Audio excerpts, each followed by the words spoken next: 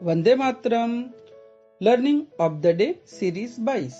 आज का लर्निंग है कैसा रिश्ता पति पत्नी का। दोस्तों, अगर आपने मेरा यूट्यूब चैनल सब्सक्राइब या फेसबुक पेज लाइक नहीं किया है तो प्लीज तुरंत लाइक करें। तो चलिए देखते हैं आज का लर्निंग। आज उनकी शादी की सालगिरह थी और समता अपने पति श्रीनिवास का ऑफिस से घर लौटने का इंतजार कर रही थी। शादी के कुछ सालों के बाद से काफी बदलाव आ गए थे। एक समय था जब वह दोनों एक दूसरे के बिना रह भी नहीं पाते थे और आज मन मुटाव के कारण एक घर के छत के नीचे रहकर भी वह आपस में बात नहीं करते थे। दोनों में से किसी को भी यह बात अच्छी नहीं लगती थी।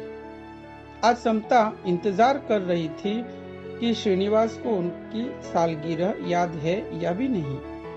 जैसे ही दरवाजे की घंटी बजी, समता दौड़ के गई और उसने देखा श्रीनिवास हाथ में फूल लिए मुस्कुराते हुए दरवाजे पर खड़ा था। उन दोनों ने एक दूसरे को वादा किया कि अब कभी नहीं लड़ेंगे और पुरानी सारी बातें भुला देंगे। वह दोनों शाम का मजा ले रहे थे। कैंडल लाइट डिनर और प्यार भरी बातें, सब बिल्कुल परफेक्ट था। जैसे ही फोन की घंटी बजी, सब कुछ जैसे थम गया। समता फोन उठाने के लिए गई और फोन उठाते ही एक आदमी बोला, मैम, मैं पुलिस स्टेशन से बोल रहा हूँ, क्या यह श्रीनिवास जी का घर है? समता ने कहा, जी हाँ, कहिए। आदमी बोला, आज दोपहर 3 बजे उनका एक्सीडेंट हो गया था और घटना स्थल पर ही उनकी मृत्यु हो गई। उनकी जेब में से एक बटुआ मिला, उसमें उनका नाम और यह नंबर था। समता को कुछ समझ नहीं आया और वह दौड़ते हुए दूसरे कमरे में गई। वहां कोई नहीं था। समता ने सुना था कि लोगों की आत्मा अपने प्यार करने वालों से यह दुनिया छोड़ने से पहले एक बार मिलने आती है। वह बिल्कुल बेहोशी की हालत में रोने लगी। उसे इस बात का बहुत दुख हुआ कि उसने अपना आखिरी मौका गवा दिया। काश वह सब पहले ठीक कर देती।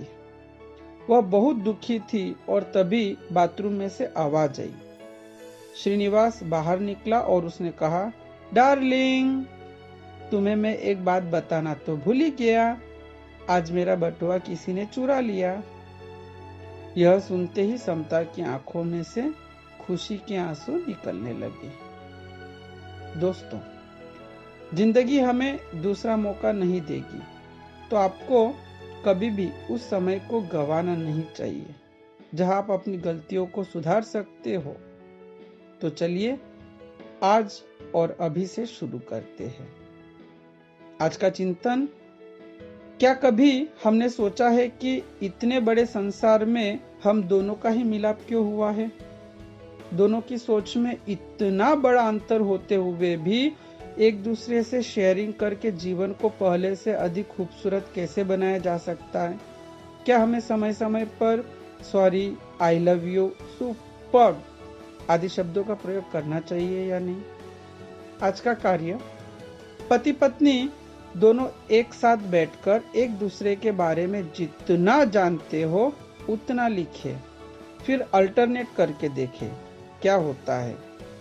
आप जीवन के अनमोल क्षणों को याद करके भी ऐसा कर सकते हैं।